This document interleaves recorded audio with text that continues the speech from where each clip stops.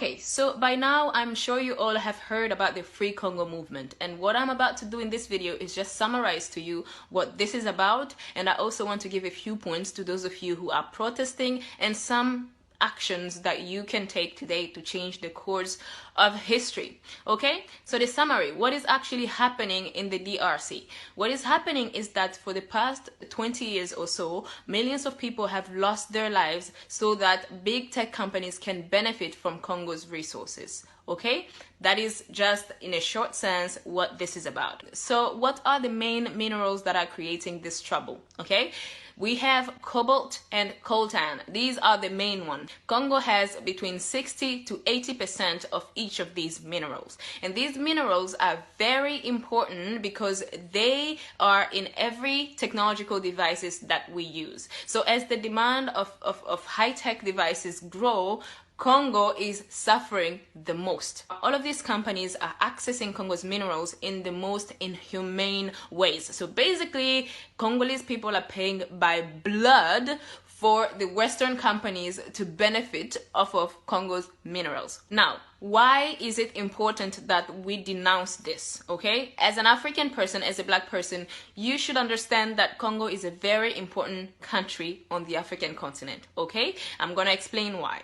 Congo is the richest country on this earth in terms of natural resources. Okay, its untapped natural wealth is estimated to be worth 24 trillion US dollars. Okay, so a better Congo means a better Africa, basically. Secondly, Congo is home to the second biggest rainforest after the Amazon.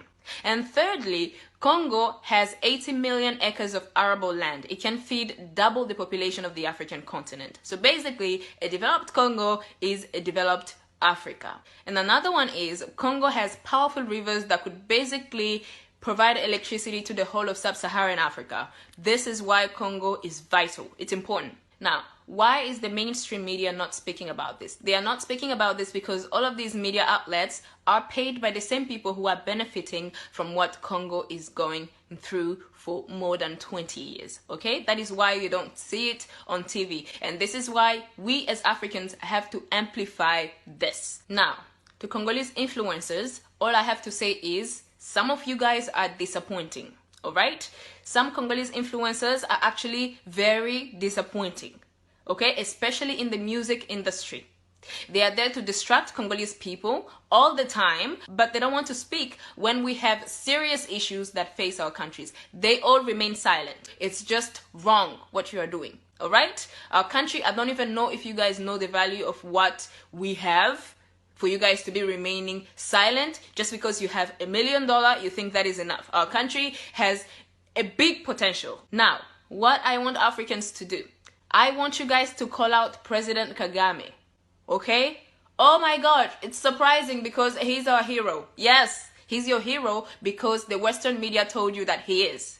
But if you study his activity on the African continent, you would know that he is no hero. He's actually working to the detriment of the African continent, because there are evidence that him and his government have been a very big contributing factor in what Congo is going through today. Did you ever stop to ask yourself what this positive propaganda is about? Rwanda is one of the poorest nations in the world, okay? And it has at its head a government that is very authoritarian. That's basically like a North Korea in Africa, but we all don't know this because the Western media is telling us that it's amazing, it's the place to be, when that is not true. So why should you believe me that this is not true? Because I will give you another example. Okay, let's take the example of Botswana. Okay, Botswana is one of the richest countries on the African continent in terms of the GDP. And Botswana has one of the most stable political scenes on the African continent, a very stable democratic political scene. But does any of you guys actually know who the president of Botswana is? You don't know. Okay, I know I don't. You probably don't know.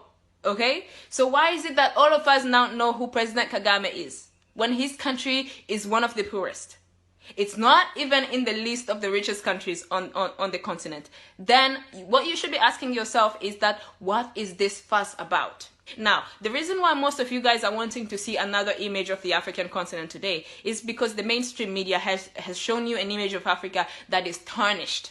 Okay? And I want you guys to understand that that tactic by the Western media or the mainstream media is not just about negative news. They also do it in positive news. They are flooding your screens with positive news about Rwanda because they want you to ignore what Rwanda is doing to benefit them and also destabilize the African continent. Okay? At its own advantage. Now, we need an advanced, developed Africa. We don't need one developed African country.